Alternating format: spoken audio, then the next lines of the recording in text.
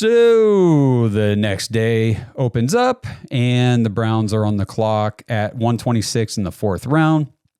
And here we go. We get the slasher to pair with Quinshon Judkins. We take Dylan Sampson, the running back out of Tennessee. Now, this is the pick again that we got. We moved back, like 20 spots from 104, 22 spots from 104 to 126 with the Jaguars. So we get Dylan Sampson, which personally, I think this was huge value for the Browns at 126 in the draft for this running back because he was very highly regarded amongst all draft circles, I think, in the running back department. But he's 5'8", 200 pounds, so a smaller back, 20 years old. So another very young prospect.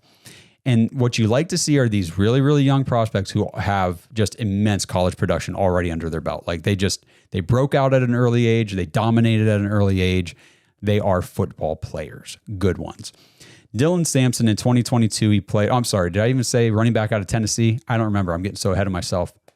This one had me excited. It really did. 2022, played in 10 games as a reserve. He had 58 carries, 397 yards, 6.8 per carry with 6 touchdowns. And then he caught 3 passes for 24 yards. Not a huge year in 2022. And then in 2023, he tied for the team lead with 7 rushing touchdowns. He had 106 carries, 604 yards, 5.7 a carry. He played in 12 games. He had 17 catches for 175 yards and a touchdown receiving. And then in 2024, he just exploded. 3rd team Associated Press All-American SEC Offensive Player of the Year. 1st team All-SEC running back, all-purpose. Tied for 4th in the FBS with a school record 22 rushing touchdowns. That record, by the way, was 95 years old. He ranked 8th with 132 points scored, 9th with 1,491 rushing yards on 258 carries, putting him at 5.8 yards per carry. He started in all 13 games and had 20 receptions for 143 yards.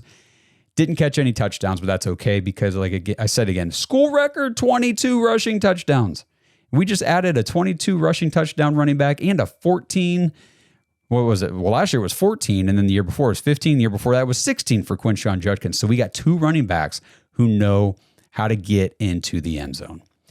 Dylan Sampson, compact back with good instincts and run after contact ability that propelled him to stardom. In his lone season as the starter at Tennessee, Sampson separates himself from other backs in the class with an impressive feel for timing, spacing, and blocking scheme.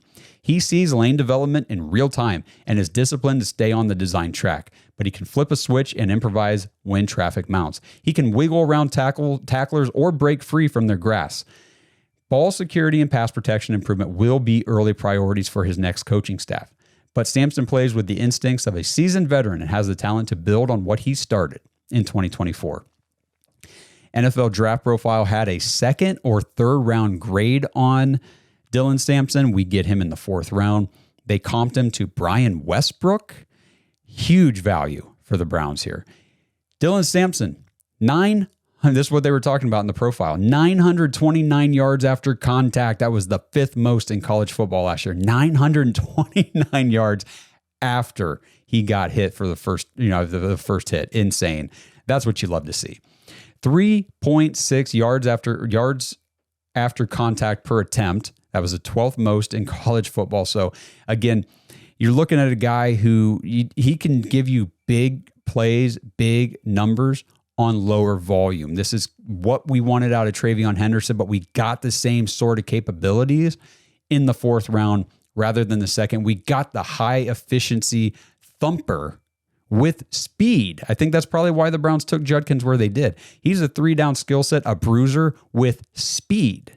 So he was worth the pick early, and they still get their guy like this in Dylan Sampson in the 4th round. He forced 70 missed tackles last year. That was the 4th most in college football. He had 38 runs of 10 or more yards, and he had 107.5 elusive rating. Dylan Sampson's going to be a ton of fun.